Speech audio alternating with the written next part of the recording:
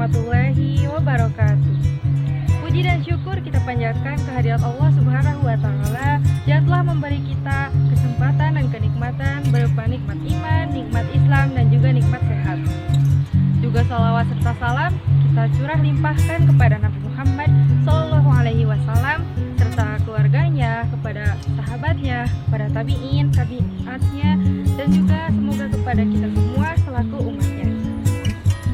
Bapak Ibu yang saya hormati, perkenalkan nama saya Hilma Sofia Aulia, mahasiswi UIN Sunan Gunung Jati Bandung, Prodi Pendidikan Bahasa Arab semester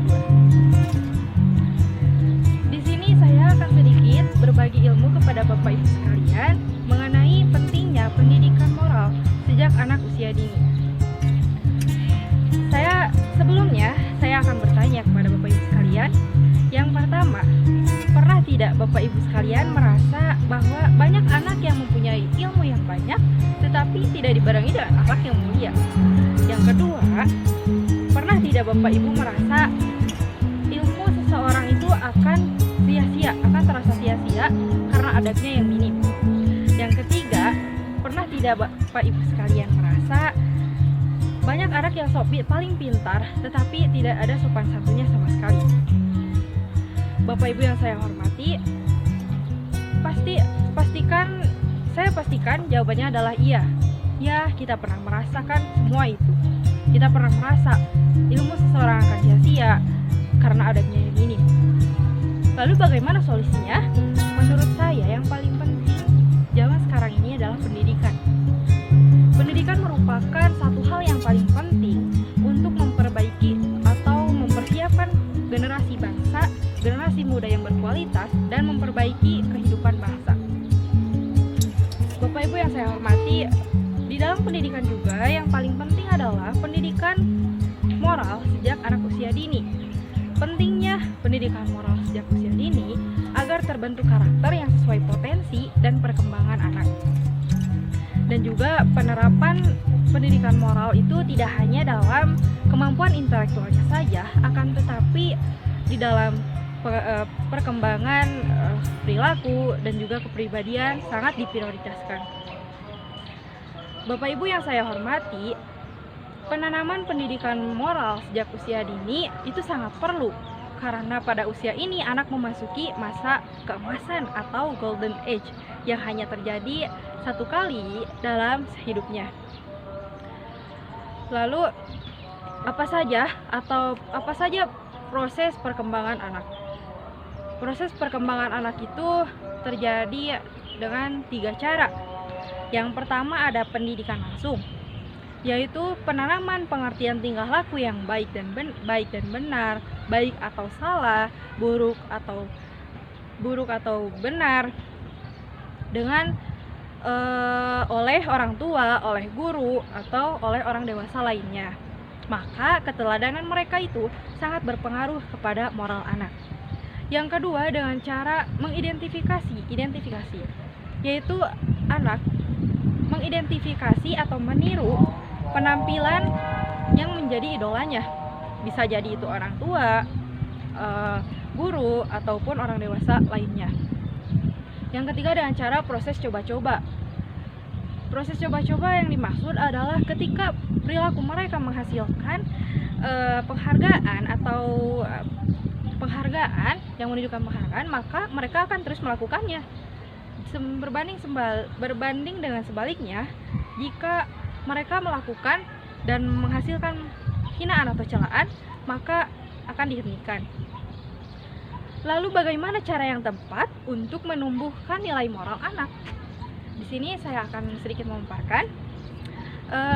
Karena lingkungan yang sangat berpengaruh terhadap moral anak, terutama lingkungan dalam seperti lingkungan keluarga, lingkungan luar seperti lingkungan sekolah, maka yang harus diperhatikan ada beberapa hal. Seperti di aspek lingkungan keluarga. Yang pertama, konsisten orang tua dalam mendidik anak. Seperti apa mereka mendidik anak? Seperti halnya jika orang tua membolehkan atau melarang, maka orang tua harus konsisten pada suatu waktu dan waktu seterusnya, karena akan menumbuhkan kestabilan moral pada anak. Yang kedua, ada dari sikap orang tua. Sikap orang tua yang cenderung otoriter atau tegas, maka akan menghasilkan anak yang bertanggung jawab dan juga disiplin. Yang ketiga, ada penghayatan dan pengamalan nilai agama, yaitu letaknya pada lingkungan keluarga terutama. Lingkungan keluarga. Maka dari itu orang tua setidaknya harus menanamkan nilai-nilai religius dalam kehidupan sehari-hari. Selanjutnya adalah bagaimana cara untuk menumbuhkan moral anak, yaitu dengan cara yang kedua, lingkungan sekolah. Lingkungan sekolah ya terutama guru yang harus diperhatikan. Guru tidak hanya atau bukan hanya sebagai pentransfer ilmu, tetapi fasilitator, memfasilitasi semua yang dibutuhkan oleh perkembangan anak. Yang pertama, ada metode bermain. Kenapa bermain? Karena dunia anak pada anak usia dini adalah bermain. Dengan bermain mereka dengan mudah mengekspresikan perasaan dan imajinasinya secara bebas. Maka dari itu kita sebagai guru harus mengkontrol atau mengawasi dunia bermain anak. Yang kedua adalah metode bernyanyi. Seperti halnya contohnya dua mata saya. Dua mata saya itu mengajarkan bahwa manusia itu memiliki anggota tubuh yang harus dijaga. Yang ketiga ada metode bercerita. Dengan metode bercerita, anak lebih menarik, anak lebih tertarik dan tidak akan merasa bosan karena dengan cerita. Maka dari itu kita sebagai guru harus memilih tema yang sesuai dengan kondisi anak tersebut.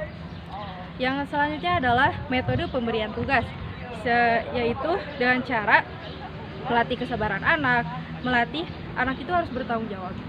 Yang kelima adalah metode bercakap-cakap atau komunikasi. Di sini komunikasi yaitu guru. Guru seperti membiasakan pembelajaran 5S jika bertemu dengan orang lain.